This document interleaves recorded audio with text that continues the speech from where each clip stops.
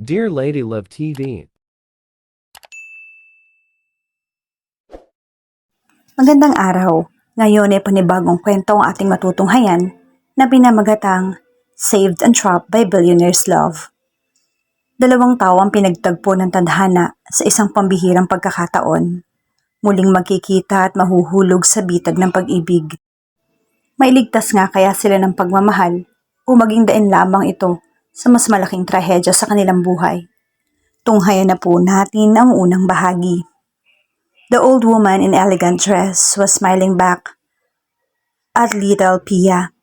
Gayunman, hindi niya naramdaman ang sinseridad nito. She was even doubting to beam back at her. Sino ka? Bakit ikaw ang sumundo sa akin? Where's Mama? She asked in a weak voice. Don't worry, sweetie. Parating na siya. She replied. Tumabi siya sa bata at hinaplos ang buhok nitong naka-high ponytail. Pero habang wala pa siya, can you behave for me? Dito ka lang sa room at laruin ang lahat ng gusto mo. She scanned the vast room full of girly toys. You will surely enjoy being here. Baka nga makalimutan mo na rin ang parents mo. Pia's eyes were a bit moist as she took a quick glance at the different kinds of dolls on the floor and then fixed her eyes back to the old lady. They're beautiful, but I want to see my mama first. I don't want to be here. I don't want even know you. Kanina lamang ay sabik siyang lumabas ng klase. Nangako kasi ang kanyang ina na mamamasyal sila sa mall, partikular sa paborito niyang playground. Puno noon ng mga laruan kagaya ng kwartong kinalalagay niya ngayon. Ngunit imbis na ang kanyang ina ang bumungad ay ang babaeng katabi niya ngayon. She said she was sent by her mom to fetch her. Abala pa raw kasi ito sa opisina, ngunit nangako naman na pupuntahan siya. She didn't want to go with this old lady. Ngunit bago pa man siya tumanggi kanina, ay kinarga na siya nito. Her voice was very soothing while rubbing her back just to calm her down and convince her that nothing odd would happen. The old lady heaved a deep exhale. Napangiti pa rin ito, ngunit tila hindi umabot sa mga mata. Sweetie, I said, parating na ang mami mo. Kaya gawin mo na lang ang sinabi ko, okay? Maglaro ka na lang muna rito. She emphasized the last word and then stood while crossing her arms over her chest. Sa tindig nito at sa suot na corporate attire, ay mukha talagang katiwa-tiwala. This is your mommy's fault. Dapat ipinakilala niya ako sa'yo para naman hindi ka naiilang sa akin. Nayayamot niyang bulong. Pia blinked like a baby doll. Who are you? You can call me Lola Julie. The little girl tilted her head. Pero may lola na ako. Her name is Lola Dina. Believe me, dearest, lola mo rin dapat ako. Muli siyang umupo sa tabi ng bata. Unti-unti naglaho ang peking ngiti sa kanyang mukha. Kung hindi pinatay ng tatay mo ang anak ko, ako dapat ang lola mo. Pinatay?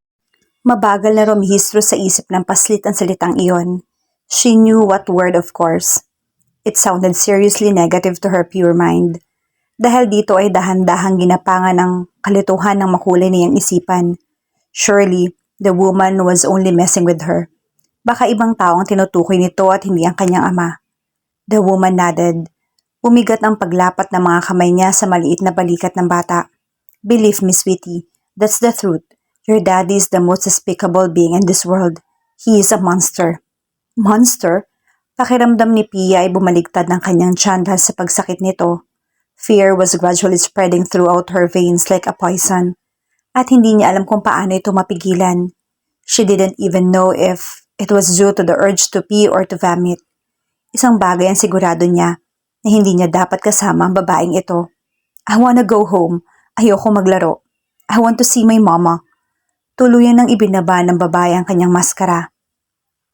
Namula ang mukha niya sa galit habang nanlilisik ang mga mata. I said you stay here, brat. Mahirap bang intindihin yon? O talagang makulit ka lang at ayaw mo makinig sa mga nakatatanda sa'yo? Yan ba ang itinuturo sa'yo ng malandi mong ina? Tears welled in Pia's eyes as her lips trembled in terror. Kailanman ay wala pang sumisigaw sa kanya, not even her teachers. Sa 5 taon ng kanyang buhay ay pawang mga ngiti at pagmamahal ang pumapaligid sa kanya. She felt safe that way. Pero sa piling ng babaeng ito ay pakiramdam niya ay nasa pusod na siya ng isang mapanganib at madilim na kakahuyan, katulad ng mga nababasa niya sa fairy tales. Ang tingin niya nga ngayon sa babaeng ito ay isang witch sa istorya ni Snow White. Gustuhin man niyang kumilos ay nanigas na ang maliliit niyang katawan sa takot. But then, she startled at the door opened. Iniluwa niyo ng isang malaking figura na nakasuot ng leather jacket. Hindi niya ito nakilala dahil nakasuot ng mask.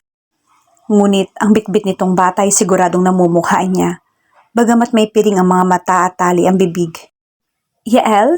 she cried. "Yael!" Inalis na malaking lalaki ang piring at tali sa bibig ng batang lalaki. At ang una nitong tinitigan ay eluha ang mukha ni Pia. "Pia?" The boy whispered and glared at the woman holding the little girl. "What do you want from us? Kapag nalaman ni Daddy na kinuha niyo kami, he will send you to jail. You bad guys." "Shut up," the old lady growled. Maya-maya sumenya siya sa malaking lalaki. "Very good. Pwede na nating iwanan ng dalawang to. Samahan mo ako at may pagagawa pa ako sa'yo." "Yes, madam." Pumapalag si Yael ngunit sadyang malakas ang lalaki. Ano nga naman ang laban ng isang 10-year-old boy sa mga ganitong sitwasyon? "Bitiwan mo ako. Sinabi mo eh." Yael groaned when the huge man threw him on the floor. Wala man lamang siyang pilay. Masakit pa rin ang mga kalamnan ng kanyang pagbagsak. He gritted his teeth as he turned his head over his shoulder. Sisigawan pa sana niya mga masasamang loob, ngunit sarado na ang pintuan. Tanging silang dalawa na lamang ni Pia ang naroroon sa loob. Tumayo siya at hinawakan ng mga kamay ng batang babae. "Are you alright, Pia? Sinaktan ka ba nila?" Hindi niya hinintay na sumagot ito at sinuri niya ang mukha nito at mga braso. He was relieved that the girl had no bruises. Mga tatak lang ng stars ang naroon sa balat nito, tanda ng accomplishment sa klase. I'm scared. I'm scared, Yael." Pia squeaked like a mouse as she cried silently. Yael was scared to the bones as well. Paglabas pa lang niya sa school at habang papunta sa parking lot kanina, isang malaking lalaki na may malaking kamay ang tumakip sa kanyang bibig. The next thing he knew, nasa loob na siya ng isang van at pinaliligiran ng mga hindi kilalang lalaki. At bago pa man niya kabisaduhin ng pagmumukha ng mga ito, ay piniringan na siya. He hugged Pia and kissed her hair. "Don't worry, ililigtas nila tayo. Hindi papayag si Daddy na hindi tayo makita. At ipapakulong niya ang mga bad guys na yon." He cupped her face and gazed into her scared dark gray eyes. "I promise you, habang kasama mo ako, walang mangyayari sa'yo." That assurance was enough for Pia to calm down temporarily. Wala siyang ideya sa panganib ng kanilang kinasasangkutan. Ngunit ramdam niyang hindi normal ang mga nangyayari. Gayunman, ang presensya ni Yael ang nagpalakas sa kanyang loob. They stayed silent for a couple of minutes more. Nakatulala lang sila sa mga laruan na naroon. Ngunit para kay Pia, lahat ng mga bagay na iyon ay hindi ligtas hawakan. What if the huge teddy bear attacked her? Paano kung lihim pala silang tinititigan ng stuffed alligator na iyon at kakainin sila ng buhay? Pia gulped hard. Maya-maya halos mapatalon siya nang maharinig ng mga putok. "What's that, Yael?" The older boy shook his head. Pero bigla siyang namutla. He knew exactly what that was about since he used to play video games. "Hindi ko rin alam, Pia. Pero huwag ka na lang mag-aalala. Huwag nating pansinin." He lied. Okay." Naisundin ni Pia ang kababata. Ngunit paano niya hindi mapapansin kung palakas ito ng palakas? "What is it? Is it New Year? Is it New Year Eve already? Bakit maraming putukan?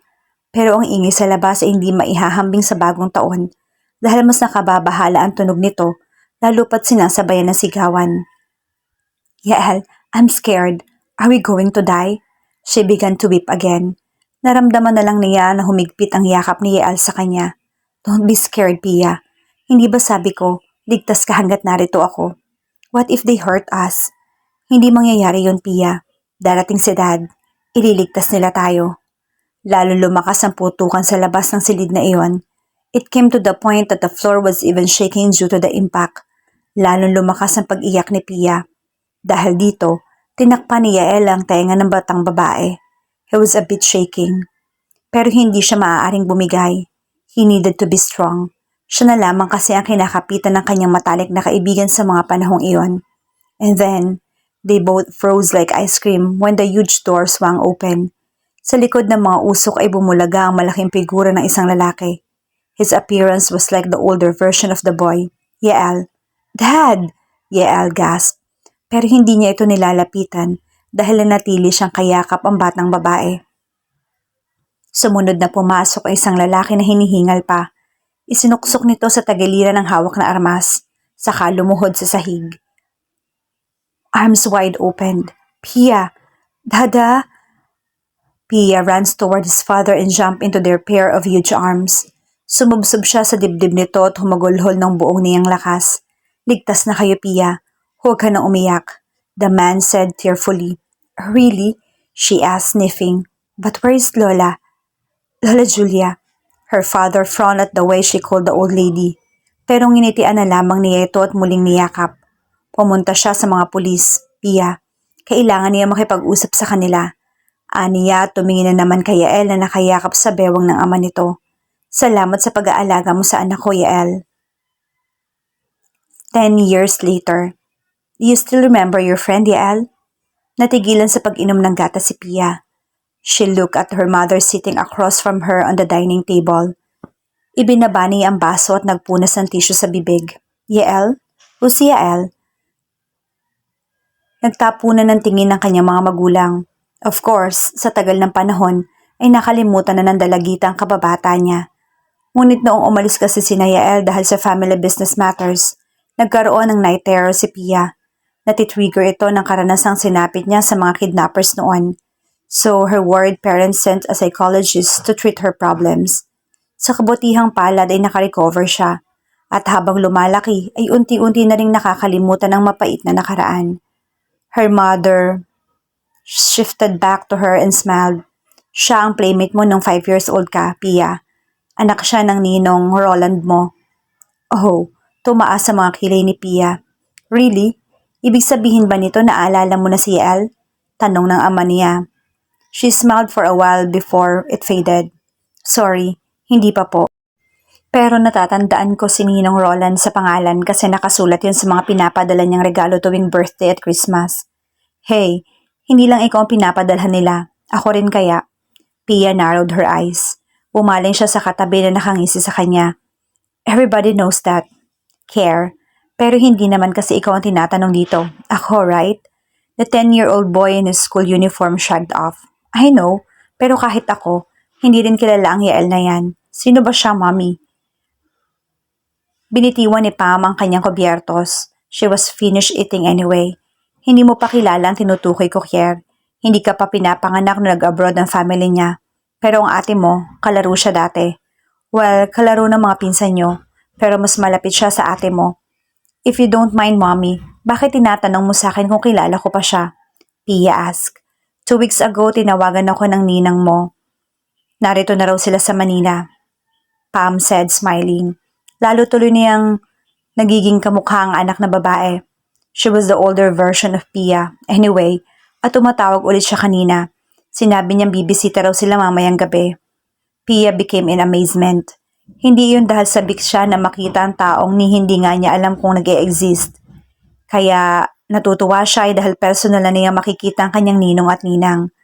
Ang totoo ay kilala lang niya mga ito dahil sa pangalan. But since they were arriving sooner, it meant more gifts would arrive too.